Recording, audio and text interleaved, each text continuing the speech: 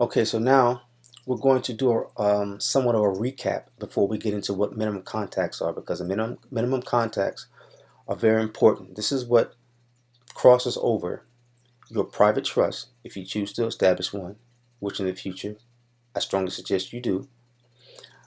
This minimum contacts will cross your private trust into the public sector. That is what you do not want. You do not want a minimum contact, and we'll go over that shortly here. After we recap what we went over before, we already went over 7701-7, which stated that a trust is a United States person if 1. The United States is able to exercise primary supervision over the administration of the trust. This is called the court test. Now, what the court test is basically this: that there is no mention that the U.S. courts cannot administer the trust. So this goes back to where we talked before about using the United States of America as the origin of the laws that your trust is administered by, because that is outside of the U.S. state courts, okay, or the U.S. federal government courts. They cannot administer over your trust if you specifically state that your laws are from the United States of America, the organic United States of America, or if your trust is foreign. If people are familiar with how to set up a foreign trust, that also would make your trust not amenable to the United States courts jurisdictions.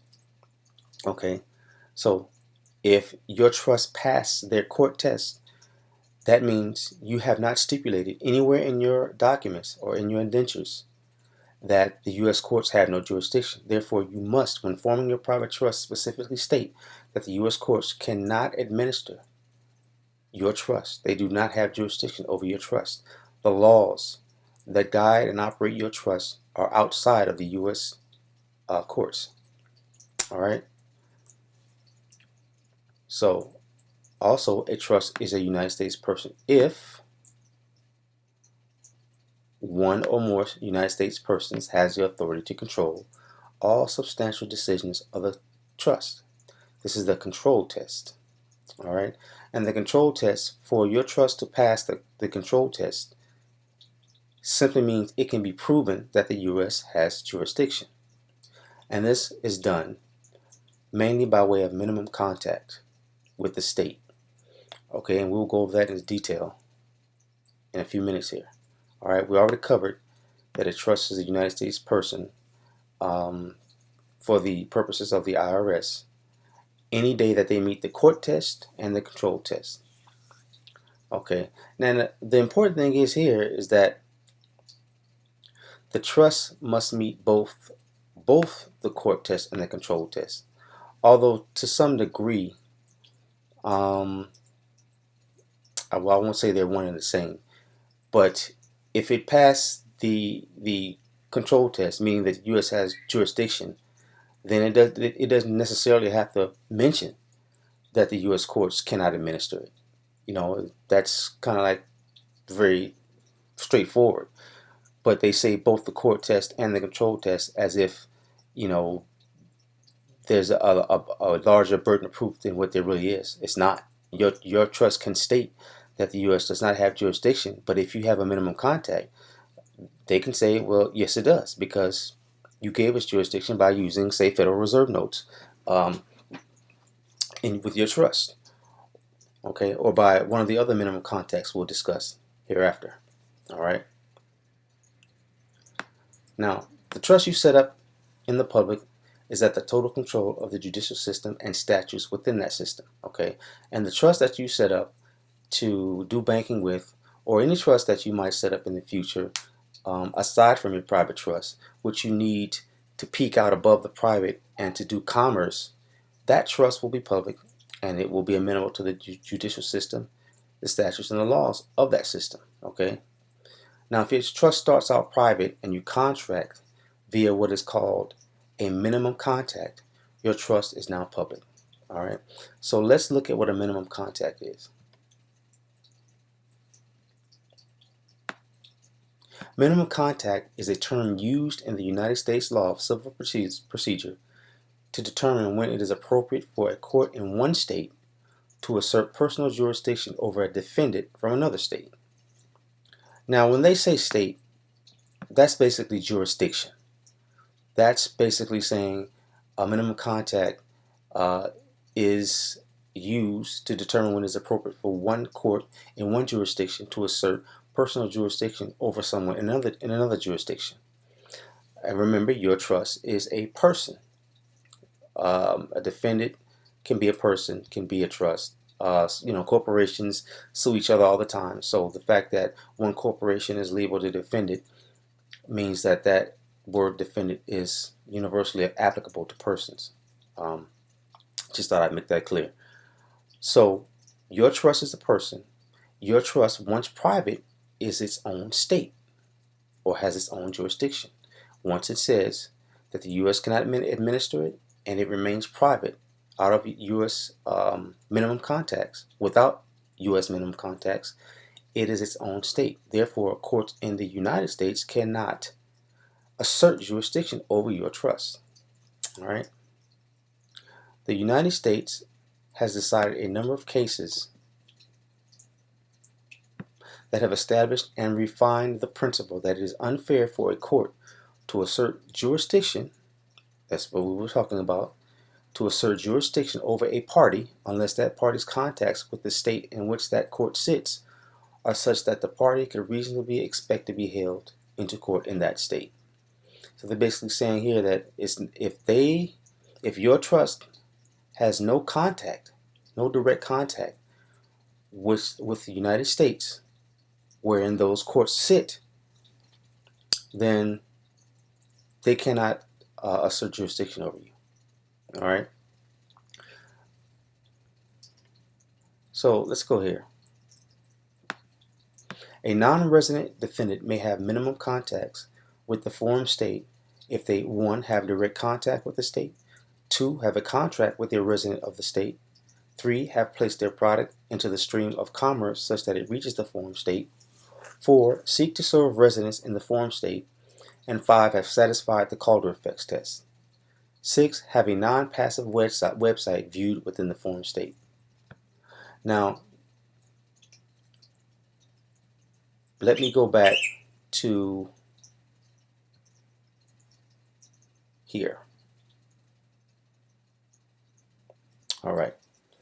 So this is just a recap or a reprint of what we just read. Now, notice it says a non-resident defendant may have minimum contact with the forum state if they 1, 2, 3, 4, 5, and 6. Okay. So just because you have one of these things does not necessarily mean that they have jurisdiction automatically.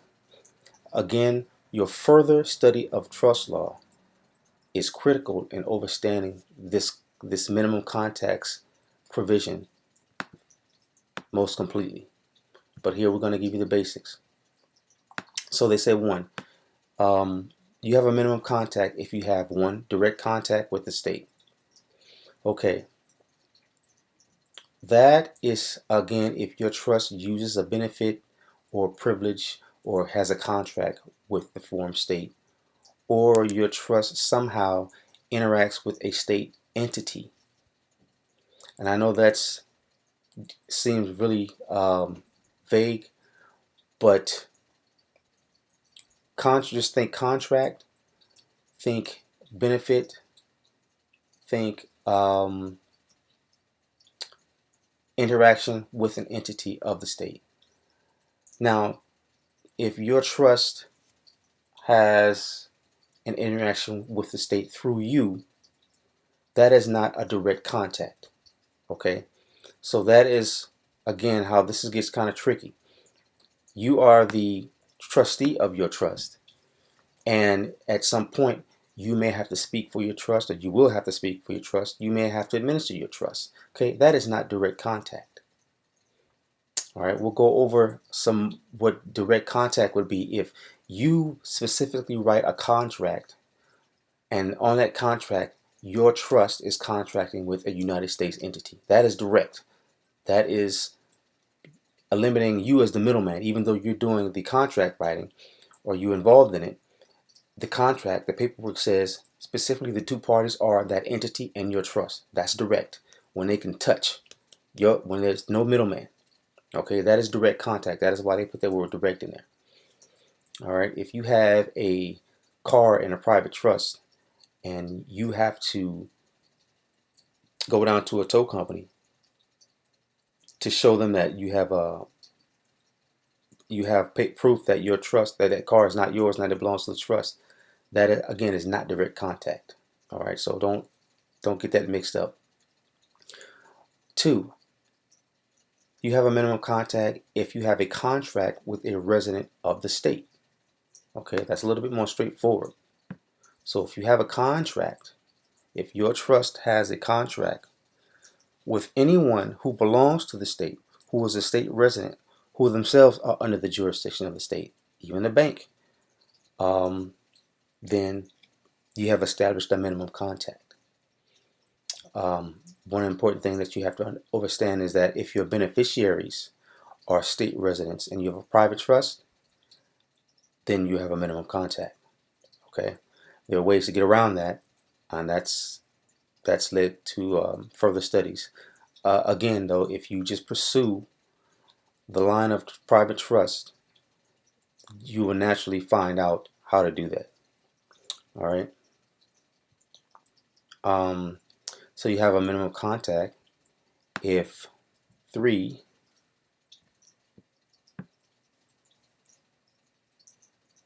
if you have placed your product into the stream of commerce such that it reaches the form state.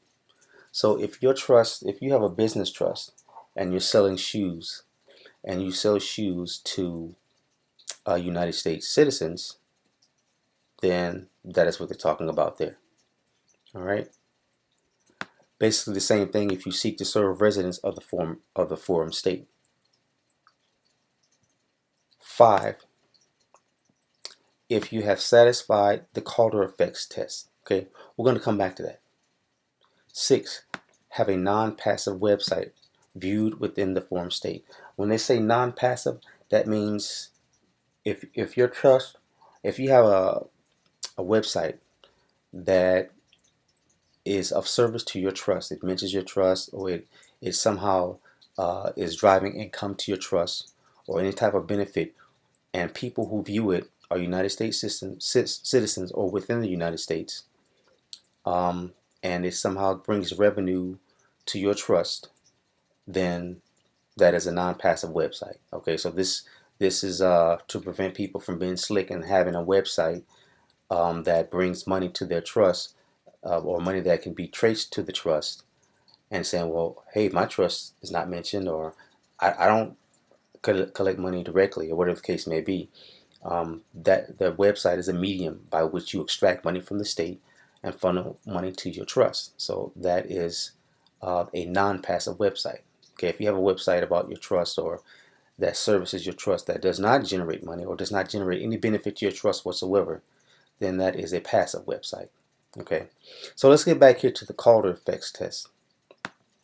It sounds very sophisticated, but all the Calder effects test is that if the courts can prove you knew of the minimum contact that would give them jurisdiction, or you reasonably should have known, then your trust passed the Calder effects test to give them jurisdiction to administer it. Okay, and a example of that is the actor Shirley Jones, who sued the Inquirer. Now the Inquirer is in another country, I believe. It's not in the United States. Or one of the writers that wrote about Shirley Jones was in another country, and Shirley Jones and her legal team sued him, and his defense was freedom of speech and that he wasn't subject to the U.S. jurisdiction. Well, the Inquirer sells in the U.S. That is the minimum contact because they're servicing residents within the U.S. And that's how they were able to sue this guy. And I think his particular the office from which he wrote was also out of the country, but they pulled him into the jurisdiction and they successfully sued him. because the Inquirer sells newspapers or sells the magazines within the U.S. That is a well-known fact, and they, by reason, should have known that when he wrote the article, whether he was in the country or not, that the article would run nationwide and Inquirers in his country as well as in the U.S., and that story would get out. Okay, so they sued him for, I believe, libel it was.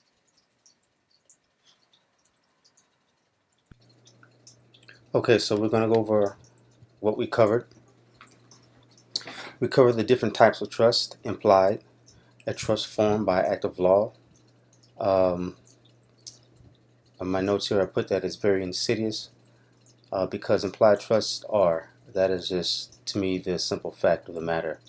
And those are types of trusts that get a lot of us locked into contracts we have no idea exist. All right. Again, later study will reveal more of the nature of these implied trusts. We went over express trusts, trusts where the terms are written out in clear verbiage or spoken clearly.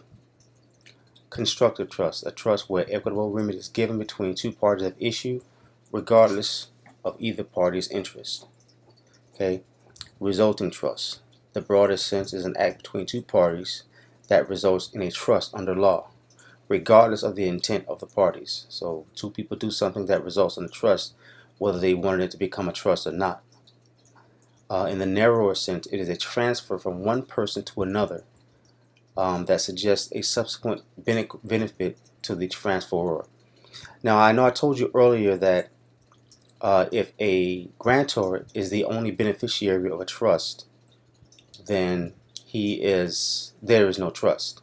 And when I gave you the example of the father transferring his house to his son, and I said that the father was the only beneficiary, or I may not have said that, but it may have appeared that he's the only beneficiary, and that I said that there is a trust formed between him and his son. Well, his son is the beneficiary because he transferred his house to his son. And so therefore now, the son is the beneficiary, but the father is also deemed to be a beneficiary because he can use it because, again, he's amenable to the wishes, or I'm sorry, the father can use the trust property because the son is amenable to the father's wishes. That is how law sees it. So if a father gives his son his house, whether there's a trust document or not, the father is now a beneficiary in a trust that is formed, that is a resulting trust, and the son is a beneficiary. So there's two beneficiaries, and therefore you can have a trust with the grantor granting the property to a beneficiary and the grantor remaining on as a beneficiary as well. Okay. Private trust, a trust operating autonomously or self-governed without outside benefits, privileges, or any instrumentalities or entities of another state. Okay, remember, state is better defined as a jurisdiction in trust law specifically. Domestic trust, a trust that operates through state contacts and or benefits and privileges, considered a United States person, subject to federal judiciary. All right. Note that you can have a trust that is operating under the laws of Nevada, but you, the grantor, live in California. You will have what is called a resident trust in Nevada. All right. So I just threw that in there as a little tidbit for you to understand that a resident trust is a trust that is administered outside of the state of its situs. All right. So you can follow that example I gave. If you have a trust in Las Vegas and you live in California, you know what would happen is your trust would fall under the laws of Nevada, and you would draft your documents according to the Nevada laws, even if you live in California. So therefore, California law would not dictate how your trust is administered, but Nevada law would, and therefore it is a resident trust. It would reside in Nevada, but the administrating authorities would live in another state. Right? So that concludes Module 3. We will now proceed to Module 4.